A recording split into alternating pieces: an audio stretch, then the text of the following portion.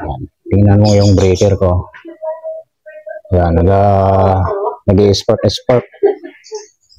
Do, anong naputol yung ano niya. Yan, dito, wala na. Putol na. So, papalitan ko ng breaker yan. Palitan ko ng breaker. Dito ko ilalagay yung breaker. Yan. So, ito yung binili kong mga wire. Ito, 40 meters. Tapos, ito, yung trigang outlet yan. Yan, yung connection. Yan. So, ginamperan ko lang itong nasa gitna.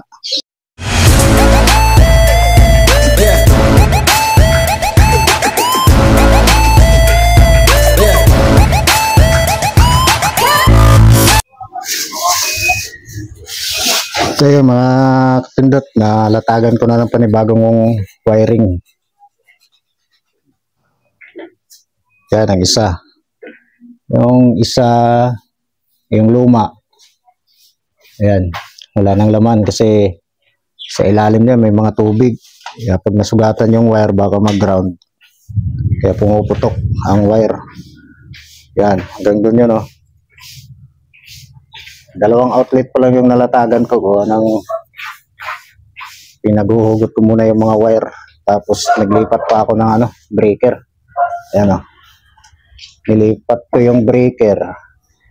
Or naglagay ako ng panibagong breaker. Yung luma, wala na yun. Ayan o. Wala nang laman. So ito na yung nagdadala. Breaker. Ayan. So ito pang naiwan natin ng mga materialis, wire. Ayan. Yung dito, di ko pa nagagawa. Dito sa kabila. Ayan o. Ayan, di ko pa nagagawa. So, yung wire hindi mahugot. Kaya putulin ko na lang yan. Isagad ko na lang yung pagkaputol niyan. Para matakpan ko na ng simento. Tapos maglalagay ako ng panibagong outlet dito. Dito ko ilalagay. Sa kwarto, ganun din. Ipanalagyan sa kwarto. So, may dalawang outlet pa tayo natira. Itong outlet. Tatluhan. Yan. Tatluhan yung outlet natin na ginamit. Tapos may utility box pa tayo. Dalawa. So yan lang muna. Yung dalawa lang muna yung nagawa ako. Ayun o. Sa rip. Saka dito. Pwede naman dito saksak na lang muna ng extension. Hapon na kasi mga kapindot. Anong oras na? Padilim na rin. Kaya sa Miyerkules ko naman gagawin yung yung sa kwarto at saka dito. Kaya lalatagan ko muna ng wire yan. Dito naman siguro ako padaan ng wire. Dito. Akyat. Hindi siguro kung saan natin padadaanin yung wire. May mga tubig kasi dyan sa tubo na yan. Yung mga na yan. Dinaanan ng wire. May tubig. Yung hinugot kong wire. May tubig. Kaya maglatag na lang ako ng panibagong wiring. O panibagong linya. Kaya tatakpan na lang ng semento yan. Ayan. Kalat. Daming kalat to.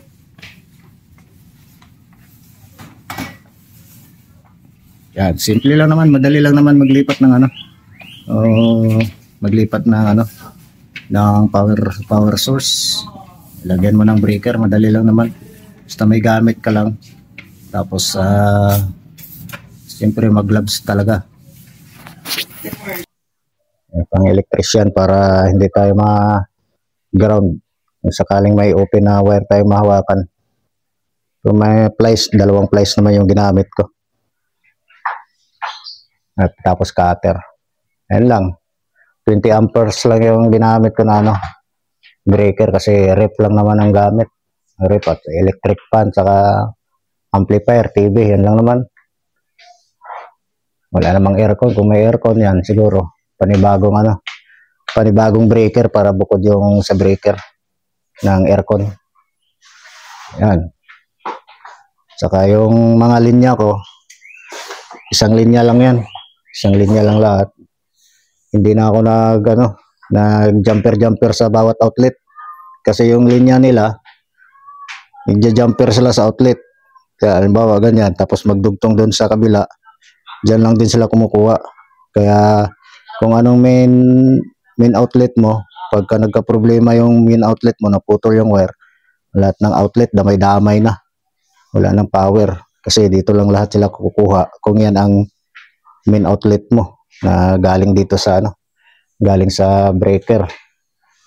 Ang ginawa ko, diretso lang ang linya. Diretso lang, parang sabit-sabit mo lang. Parang dyan lang lahat kinuha. Sa breaker lang lahat ng outlet. So walang jumper yan. Yan.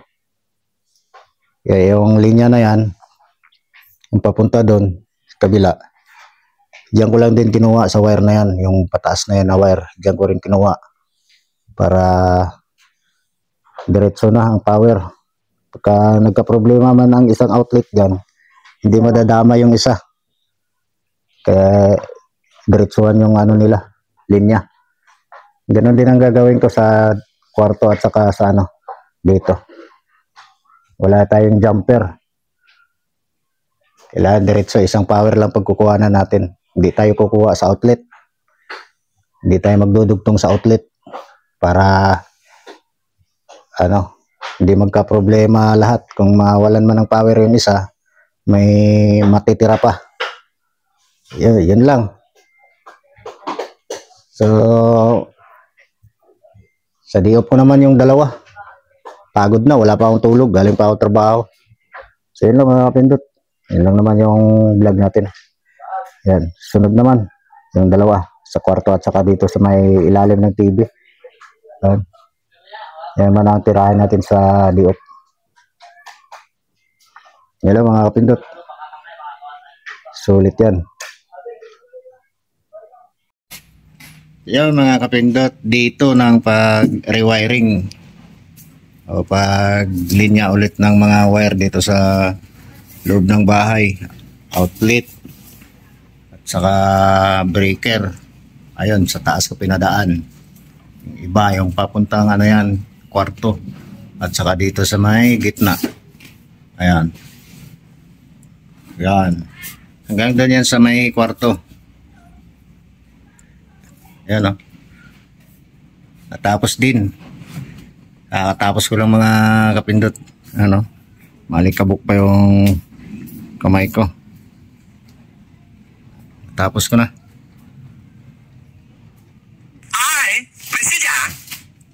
So, tapos dito sa kwarto. Ayan. Yan. Dalawang outlet din. Yan, malapit sa bintana yung isa. Kasi yung niyan, yung luma, ito ang luma. Ayan puro mga basag-basag na yung gawa nito, yung mga utility box marupok na. Kaya yan. Kasi binago ko yung pwesto, tiraas-taas ko ng kaunti para hindi na pagapang-gapang dyan sa baba pag nagsaksak ng extension. Yan ang ginawa ko. Maghapon ulit dito ng pag rewiring. Ayan. Tapos ang laban. Yan is commander. Ayan, okay na.